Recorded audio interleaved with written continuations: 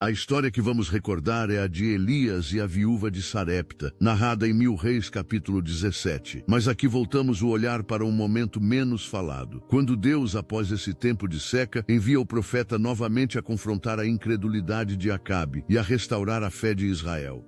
O cenário é o Reino do Norte, um povo dividido e ferido. Quando a idolatria havia coberto o reino como poeira sobre um altar antigo, havia silêncio nos altares do Deus verdadeiro, mas o coração do profeta ardia como o fogo que ainda não tinha descido.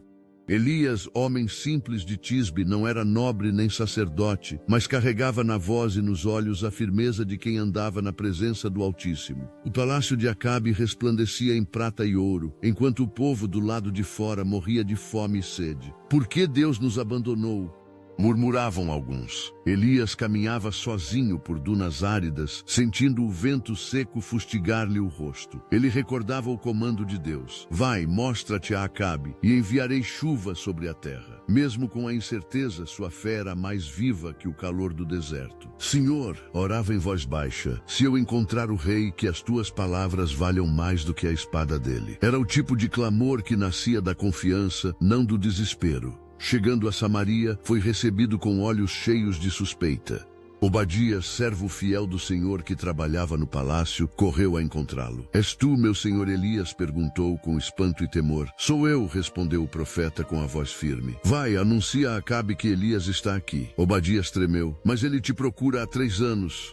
Se eu disser isso e o Espírito de Deus te levar, o rei me matará. Elias ergueu os olhos para o céu como quem busca ratificar as promessas. Tão certo como vive o Senhor, hoje me apresentarei a ele. E assim a coragem de um homem devolveu esperança a outro. O encontro entre Elias e o rei foi como o embate entre luz e trevas. Acabe, arrogante, desceu de seu carro de guerra e gritou: És tu, perturbador de Israel? Elias ergueu-se diante dele sem escudo nem espada, apenas com a força da verdade. Não fui eu quem trouxe perturbação, mas tu e a tua casa, por deixarem o Senhor e seguirem os ídolos de Baal. Reúne agora todo o povo no Monte Carmelo e os 450 profetas de Baal, para que saibamos quem é Deus. As palavras ecoaram entre os vales, despertando uma curiosidade antiga. Talvez, pensavam alguns, ainda exista um Deus que responde. No Monte Carmelo, o céu parecia observar o drama dos homens. As pedras do altar quebrado jaziam no chão, esquecidas. O povo se ajuntou silencioso. Elias olhou ao redor e viu a indecisão estampada em cada rosto. Até quando cocheareis entre 2 pensamentos? Clamou. Se o Senhor é Deus, seguiu. Se é Baal, seguiu. Ninguém respondeu. O profeta suspirou, ajoelhou-se e começou a recolher as pedras, uma por uma. Estas são as pedras de Israel, murmurava. 12 tribos que o Senhor chamou pelo nome. Cada pedra recolocada no altar era como uma lembrança viva de quem o povo era, herdeiro de promessas, mesmo esquecido delas. Os profetas de Baal começaram seu ritual. Dançaram, gritaram, cortaram-se, suplicaram até perder a voz. O dia ia alto e o altar permanecia mudo. Elias observava sereno. Clamai com mais força, disse com ironia calma. Talvez vosso Deus esteja dormindo. O riso breve dele ecoou entre os ventos. Quando finalmente o sol começou a se pôr, Elias chamou o povo para perto. Chegai a mim.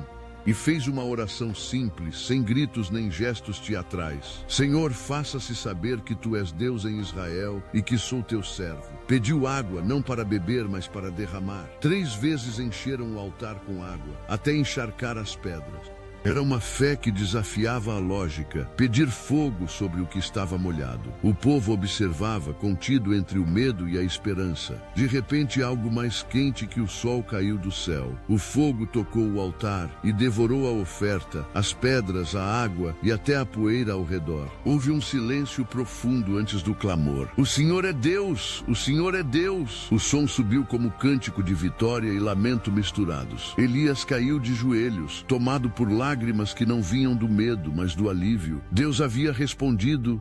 Depois de anos de silêncio e seca, o Deus de Israel mostrava-se vivo entre o povo. Ele não havia esquecido, mas ainda faltava chuva. O fogo havia purificado, mas a terra ansiava por água. Elias subiu ao cume do Carmelo e mandou seu servo olhar para o horizonte.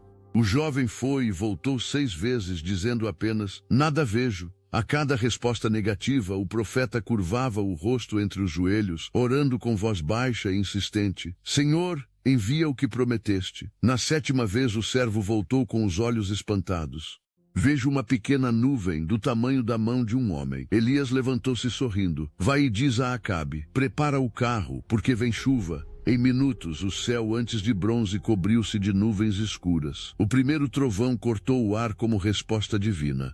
A terra, sedenta, recebeu o abraço das águas. Enquanto a chuva caía, Elias sentiu o vento levantar suas vestes e correr como se o próprio Deus o impulsionasse. Suas pernas ganhavam força sobrenatural. O rei, em seu carro veloz, mal percebia o profeta ultrapassando-o à frente, correndo na chuva, rindo como criança que vê as promessas cumpridas. Era mais do que vitória, era o renascimento da fé em uma nação. Esse episódio fala de confrontos visíveis e invisíveis. O Carmelo não é apenas um monte antigo, é o símbolo de cada coração dividido entre dúvida e confiança. Há dias em que o altar da nossa alma parece em ruínas, sem chama e sem água. Somos tentados a pensar que Deus se esqueceu, que o céu permanece fechado. Mas Elias nos ensina que fé não é sentimento passageiro, e sim perseverança que recolhe pedra por pedra até reconstruir o altar interior. Quando nos dispomos a clamar mesmo cansados, a confiar mesmo molhados de lágrimas, o fogo de Deus ainda desce, purificando e acendendo novamente o propósito. Hoje, talvez tua seca não seja de chuva, mas de esperança. O altar da fé pode estar frio, e os ecos de Baal, o barulho do medo, da pressa, do desânimo, ainda te confundem. Deus, no entanto, continua o mesmo. Ele espera o teu pequeno gesto de confiança, tua oração simples e sincera. E enquanto subimos o Carmelo da vida, o Senhor prepara a nuvem do tamanho da mão de um homem, sinal de que a chuva virá no tempo certo. O Deus que respondeu a Elias não mudou. Ele continua restaurando, respondendo e renovando corações cansados. Que essa história te recorde. Quando tudo parece seco, o milagre de Deus pode começar com uma simples oração. Se você gostou, curta e compartilhe para que mais corações sejam fortalecidos pela fé.